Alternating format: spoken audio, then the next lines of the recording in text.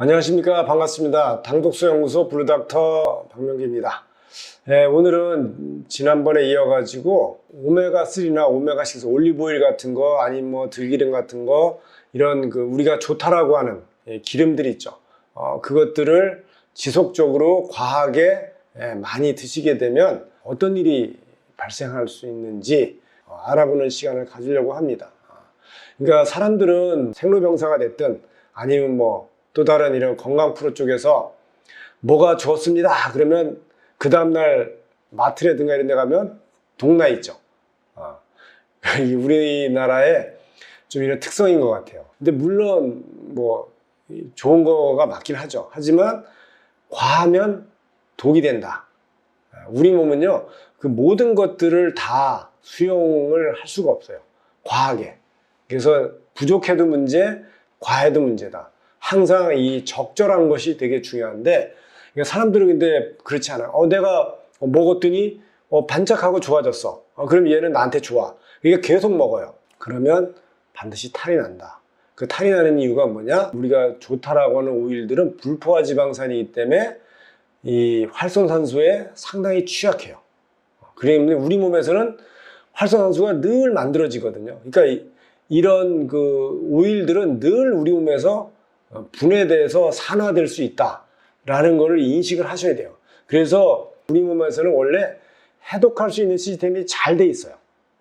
그래서 어릴 때는 그런 거 많이 먹어도 크게 문제가 안 돼요. 근데 나이 드신 분들이 건강을 회복한다라고 건강에 좋다라고 생각해서 먹는데 오히려 그게 내 건강을 망치게 되는 경우가 많이 보게 됩니다. 그거는 너무 한쪽만 생각해서 그래요. 우리 몸은 절대 그렇게 디자인되어 있지 않다. 많으면 그것도 다 독이 돼요. 어떤 것이든.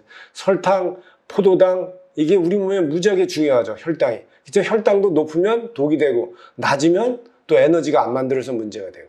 다 적절한 것이 중요한 거다.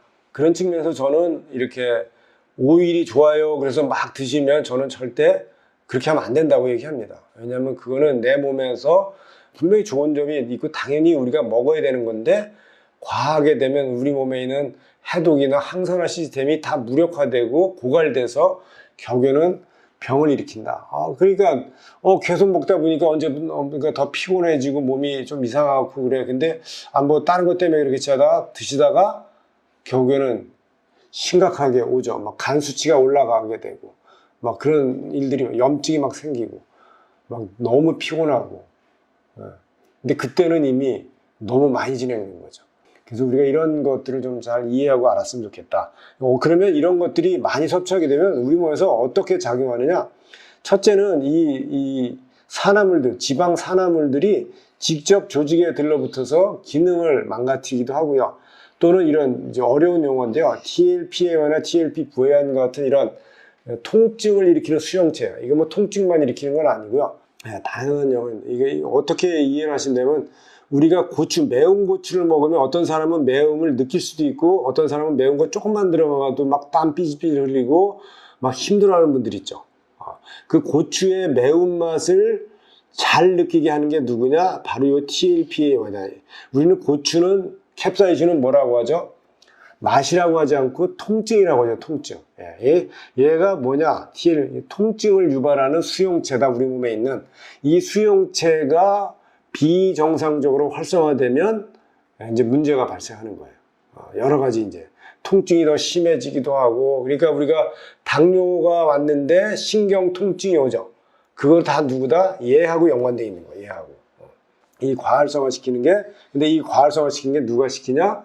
지방, 오메가3, 오메가6 같은 이런 올리브오일 같은 걸 들기름 여러 가지 이런 것들을 먹었는데 과하게 먹거나 튀김 음식들을 과하게 먹게 되면 얘가 비정상적으로 활성화된다. 그러니까 내가 신경 통증, 그러니까 통증 있는 사람이 튀기고 굽고 볶은 음식 같은 걸 먹으면 통증이 더 심해진다. 이렇게 보시면 돼요. 그러니까 내가 왜 통증이 어떤 데는 심해지지? 그러면 잘 모르겠으면 뭘 먹었는지 보면 돼요. 그 다음에 얘네들은 또 당독소로 변형이 돼가지고 또 다양한 병증을 유발한다. 그러니까 제가 튀기고 굽고 볶은 음식 절대 정말 과하게 드시지 말고 대수를 줄이라고 얘기하는 게 다 이런 이유 때문에 그런 거다.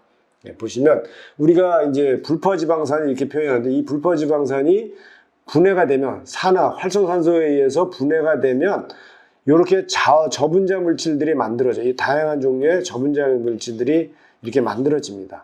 당독소까지 같이 다 만들어져, 이런 것들이. 이런 것들이 우리 몸에 이제 막 들러붙으면서 이제 영향을 미친다. 이렇게 보여요. 대표적인 게 뭐냐면, 세포막에는 다 불포지방산으로 이루어져 있거든요. 인지질하고 콜레스테롤하고 불포지방산으로 우리 이 세포막은 만들어져 있고, 그래서 물이 통과를 못하게 돼 있죠. 쉽게 통과 못하죠. 그러니까 이렇게 돼 있는데, 여기에 활성산소가 오게 되면 이게 깨져요. 세포막이 막 흩어지죠. 여기 보면 이렇게 세포막에 활성산소가 오게 되면 이런 여기 있는 구성 성분들이 막 깨지면서 어떻게 이렇게 막 배열이 막 망가지죠. 이렇게 망가지는 상태가 온다. 이런 것들이 이렇게 들러붙어요. 그러면 세포막이 원래 유동성이 좋은데, 이 플렉서빌리티가 좋은데 이게 딱딱해지죠. 그러면 세포막이 원래 하는 기능들이나 이런 것들을 다 소실하게 되고, 그럼 우리가 먹은 것들이 에너지로 전환시키는 거나 이런 건 안 되고, 염증은 올라가게 되는, 이런 문제들을 일으키게 되는 거죠. 그래서 이런 그 세포막에서든 아니 우리가 먹은 지방에서 들기름이나 뭐 콩기름이나 이런 데서 먹은 지방들이 생긴 이 산화물들이 단백질이나 지방에 들러붙어 가지고 당독소를 만들어서 염증을 유발할 수도 있고, 아니면 아까처럼 이렇게 TLPA나 TLP-부해양 같은 이런 수용체에 직접적으로 들러붙어 가지고 통증을 유발하거나 기침을, 만성기침 있죠, 만성기침. 그 다음에 계속 가려나고 기침이 끊이지 않는 사람들, 그 다음에 기관지가 약한 사람들, 다 뭐냐, TLPA양과 TLP-부해양이라는 이 수용체가 비정상적으로 활성화되어 있기 때문에 그렇다. 그래서 이거를 케어만 제대로 해도 그런 것에서 자유로워질 수 있다. 그 다음에 우리가 갱년기가 되거나 이렇게 되면 막 열이 막 올라오는 사람들 있잖아요. 막 열이 올라오고 하는 사람들. 다 뭐냐? 지방 산화물들이 이런 데 들러붙어서 그런 거예요. 이 세포막에 있는 특정한 어떤 단백질에 붙거나 어디에 붙게 되면 막 이 열증, 열이 막 땀이, 식은땀이 나고 막 이런 것들이죠. 막 땀이 막 나오기도 하고 비정상적으로. 이런 것들이 다 왜 그러냐? 지방 산화물 때문에 그런 거예요. 지방 산화물이나 아니면 우리가 외부의 환경에서 오는 자극제들이 있어요. 그게 뭐냐면 포르말린 같은 거, 톨루엔 같은 거, 아니면 담배 연기 같은 거, 뭐 이런 여러 가지 이제 그런 자극적인 물질들이나 이런 것들에 의해서 매연, 이런 것들이 또 이제 그런 역할들을 하기도 합니다. 그래서 여기에 불포지방 산화물이 여기 붙으면 이제 통증을 유발한다. 그러니까 막 여기저기 아프고 쑤시고 하는 분들이 원인은 모르는데 막 근육통에 뭐 이런 막 아프고 막 통증이 심하신 분들 있죠.